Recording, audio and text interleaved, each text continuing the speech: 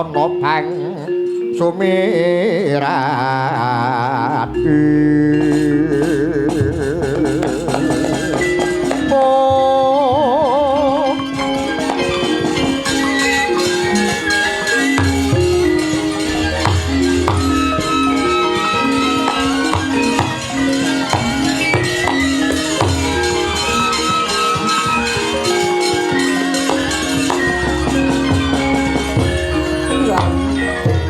pripun Cak Dewi?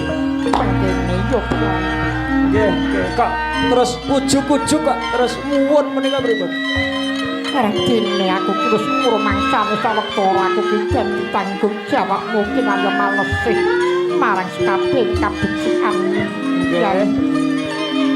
Ojo Kyai Demang, ojo Nyai Demang, ojo anakmu Bambang Rawang sing dadi pangane Prabu Boko. Aku wae yo Kyai. Lho. Ampun. Ampun ngaten ah.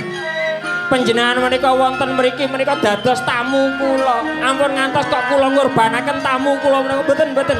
Kula mawon. Aku ora mongso, ora rumangsa dadi korban pancen aku sing njaluk Kyai. Apa to sebab aku kandha sing kaya ngono? Nggih pripun? Aku kaya wis ora kuat nyangga sesambane urip.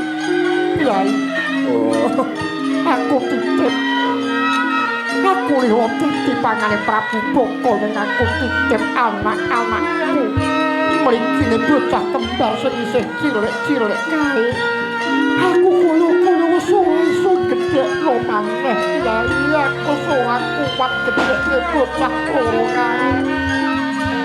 Mula aku jaluk kanthi banget. Aku wae sing dadi pangane Prabu Boko ning bocah loro kaya penana perkara golek sandang pangan. Karep ben direwangi sedulur-sedulure sing luwih tuwa kae ya Kyai. oh. Lakon kok kaya ngene iki piye ta ya Gusti.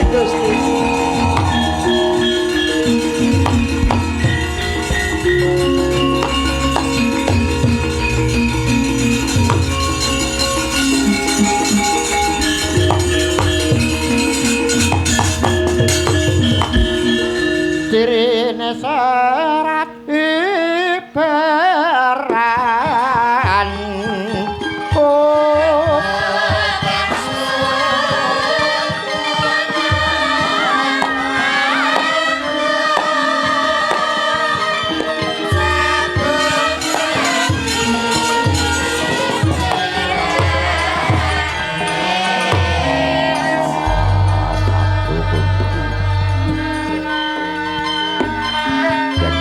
rasa-rasa Prabu Boko kae kejem menjebul malah kejem kowe timbang Prabu Boko.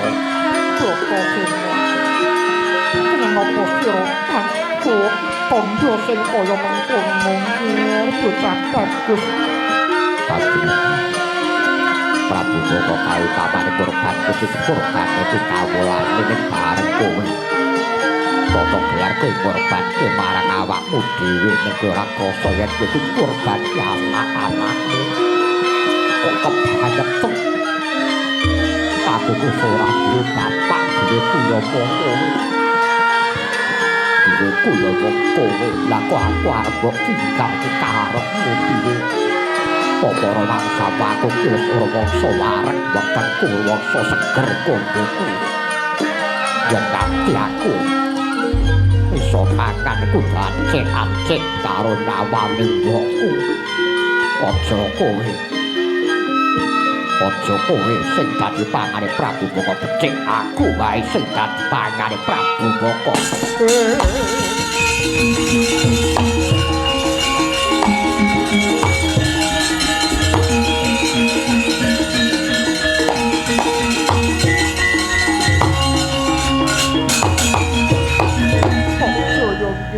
Pratasena aja kowe.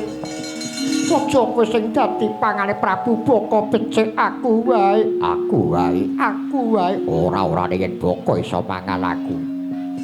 Dasarmu malah kapura Prabu Boko tak pateni jalaran kae ratu sing gawe susahe wong cilik. kae Ratu Gung Binathara. Langing Prabu Boko kaya ratu sing ora duweni kasekten apa-apa. Buktine negarane saya suwe saya entek kawulane ora wani jajah negara liya-liyane. Yen to pancen duwe kasekten mesti wani jajah negara liyane. Nanging kae Ratu buta Sajenge urip aku ora tau wedi karo buta. Kanjeng Ibu kowe kalikan ora? Rikala geger perang ana negara Kestina. Upamane aku ora dipenggak lawan Paman Gandamana, wis tak entekno buta-buta pringgon kani rikala lakon pamuksa. Lho, mangkerian. Mangkerian.